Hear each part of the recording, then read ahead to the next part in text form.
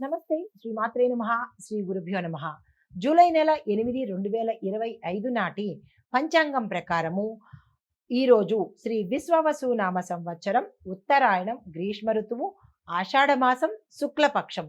సూర్యోదయ సమయము తెల్లవారుజామున 5 గంటల 51 నిమిషానికి, సూర్యాస్తమ సమయము సాయంత్రం 6 గంటల 51 నిమిషానికి. ఈరోజు తిథి త్రయోదశి రాత్రి 12 గంటల 36 నిమిషముల వరకు. తదుపరి చతుర్దశి తిథి ప్రవేశము. నక్షత్రం జ్యేష్ఠ నక్షత్రం తెల్లవారుజామున 3 గంటల 6 నిమిషముల వరకు. తదుపరి మూలా నక్షత్ర ప్రవేశము. ఈరోజు వర్జము ఉదయం 7 గంటల 16 నిమిషాల నుంచి ఉదయం 9 గంటల వరకు. ఈరోజు రాహుకాలము మధ్యాహ్నం 3 గంటల 36 నిమిషాల నుంచి సాయంత్రం 5 గంటల 13 నిమిషముల వరకు. యమగండ కాలం ఉదయం 9 గంటల 6 నిమిషాల నుంచి ఉదయం 10 గంటల 43 నిమిషాలకు. ఇది ఈరోజు అభిజిత్ ముహూర్తము ఉదయం 11 గంటల 55 నిమిషాల నుంచి మధ్యాహ్నం 12 గంటల 47 నిమిషముల వరకు. ఇది నేటి పంచాంగం. నమస్తే. జూలై నెల 8వ తారీఖు 2025 నాటి మేషాది ద్వాదశ రాశుల వారికి ఎలాంటి గ్రహస్థితి ఉంటుంది, ఆ గ్రహాలు ఇచ్చే ఫలితాలు ఈ రాశుల మీద ఎలాంటి ప్రభావాన్ని చూపిస్తోంది అనే అంశంలో ముందుగా మేషరాశి వారిని చూద్దాం.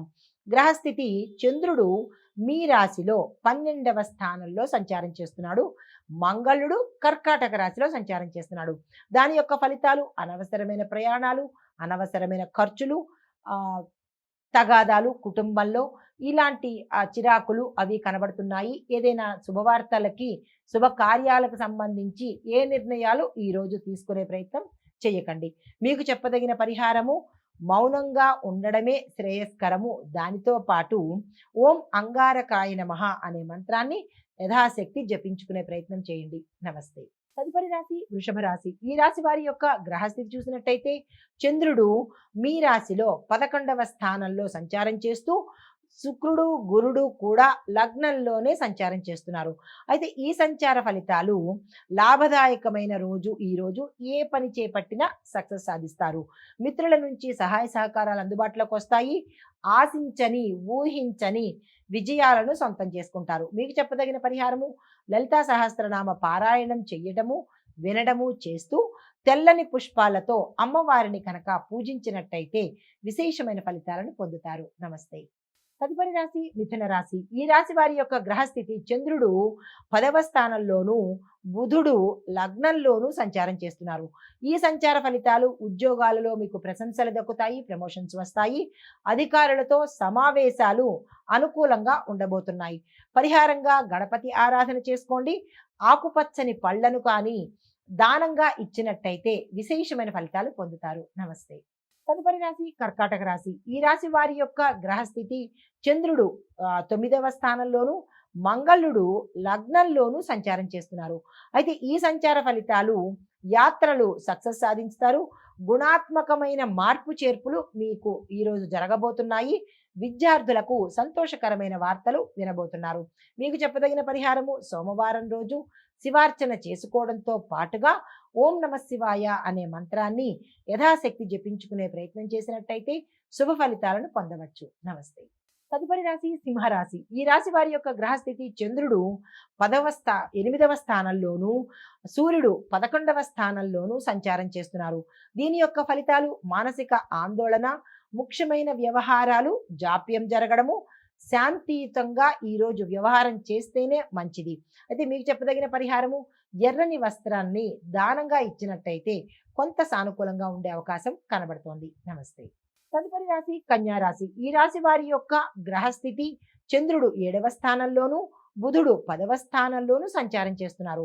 ఈ సంచార ఫలితాలు వివాహ భాగస్వామ్య విషయాలలో అనుకూలతలు, శుభవార్తలు వినే అవకాశం కనబడుతోంది. మీకు చెప్పదగిన పరిహారము విష్ణు సహస్రనామ పారాయణం చేయండి. పసుపును దానంగా ఇచ్చుకున్నట్టయితే సానుకూలమైన ఫలితాలు పొందుతారు. నమస్తే. తదుపరి రాశి తులారాశి. ఈ రాశి వారి యొక్క గ్రహస్థితి చంద్రుడు 6వ స్థానంలోను, శుక్రుడు 8వ స్థానంలోను సంచారం చేయడం వల్ల ఖర్చుల మీద నియంత్రణ పెరుగుతుంది. ఆరోగ్య సమస్యలకు ఒక పరిష్కారం దొరుకుతుంది. సహనంగా ఈ రోజు మొత్తం ఉండవలసినట్టుగా సూచన. అయితే మీకు చెప్పదగిన పరిహారము, దుర్గాదేవిని పూజించండి. నెయ్యి దీపాన్ని వెలిగించే ప్రయత్నం చేసుకున్నట్టయితే మంచి ఫలితాలు పొందుతారు. నమస్తే. తదుపరి రాశి వృశ్చిక రాశి. ఈ రాశి వారి యొక్క గ్రహస్థితి చంద్రుడు 5వ స్థానంలోను, మంగళుడు 9వ స్థానంలోను సంచారం చేస్తున్నారు. ఈ సంచార ఫలితాలు విద్యలోను, ప్రేమలోను శుభ పరిణామాలను ఎదుర్కొంటారు. మానసికంగా ఉల్లాసంగా ఉంటారు. ఆరోగ్యపరంగా చక్కగా ఉండబోతోంది. ఇది మీకు చెప్పదగిన పరిహారము, కుజుడికి పూజ చేయించుకోండి. హనుమాన్ చాలీసా పఠనతో కొంత ఉపశమనం కలిగే అవకాశం కనబడుతోంది. తదుపరి రాశి ధనస్సు రాశి. ఈ రాశి వారి యొక్క గ్రహస్థితి చంద్రుడు 4వ స్థానంలోను, గురుడు 6వ స్థానంలోనూ సంచారం చేస్తున్నారు. అయితే ఇంటి విషయాలలో శాంతి నెలకొనే అవకాశం కనబడుతోంది. రియల్ ఎస్టేట్కు సంబంధించినటువంటి వ్యాపారాలలో లాభాలు వచ్చే అవకాశం కూడా గోచరిస్తోంది. మీకు చెప్పదగిన పరిహారము, పసుపుతో గురువారం రోజు ఆలయ దర్శనం చేసుకోవడం కానీ, పసుపుని దానం కానీ ఇచ్చినట్టయితే కనుక కొంత సానుకూలమైన ఫలితాలు పొందుతారు. నమస్తే. తదుపరి రాశి మకర రాశి. ఈ రాశి వారి యొక్క గ్రహస్థితి చంద్రుడు 3వ స్థానంలోను, శని భగవానుడు 2వ స్థానంలో వక్ర స్థితిలో సంచారం చేస్తున్నారు. ఎప్పుడైతే ఈ సంచారం చేస్తున్నారో ఫలితాలు, ధైర్యంగా మీరు ముందడుగు వేస్తారు, సక్సెస్ సాధిస్తారు. సాహసాలు విజయవంతమవుతాయి. పనులలో పురోగతి కనబడుతోంది. మీకు చెప్పదగిన పరిహారము, శని అష్టోత్తర పఠనం చేసుకోండి. నల్ల నువ్వులను దానంగా ఇచ్చే ప్రయత్నం చేసుకోండి. మంచి ఫలితాలు పొందుతారు. తదుపరి రాశి కుంభరాశి. ఈ రాశి వారి యొక్క గ్రహస్థితి చంద్రుడు 2వ స్థానంలోను, శని లగ్నంలోనూ సంచారం చేస్తున్నారు. ఈ సంచార ఫలితాలు ధనలాభము, కుటుంబంలో శుభకార్యాలకు సంబంధించిన శుభ వాతావరణము, దీంతో పాటుగా అభివృద్ధికి సూచనలు కనబడుతున్నాయి. మీకు చెప్పదగిన పరిహారము, నల్లని వస్త్రాన్ని దానంగా చేయండి. శని భగవానుడి యొక్క స్తోత్ర పారాయణ తప్పనిసరిగా చేసుకోండి. నమస్తే. తదుపరి రాశి మీనరాశి. ఈ రాశి వారి యొక్క గ్రహస్థితి చూసినట్టయితే చంద్రుడు లగ్నంలోకి ప్రవేశిస్తున్నాడు. గురు శుక్రులు 3వ స్థానంలో సంచారం చేస్తున్నారు. ఈ సంచార ఫలితాలు సంతోషకరమైన వాతావరణం ఉండబోతోంది. శుభవార్తలు వింటారు. మిత్రుల యొక్క సహాయ సహకారాలు సమయానికి అందుబాటులోకి వస్తాయి. మీకు చెప్పదగిన పరిహారము, ఈరోజు విష్ణు పూజ తులసి దళాలతో చేస్తూ తులసి దళాలను పారే నీటిలో వదిలినట్టయితే కనుక మంచి ఫలితాలు పొందుతారు. నమస్తే.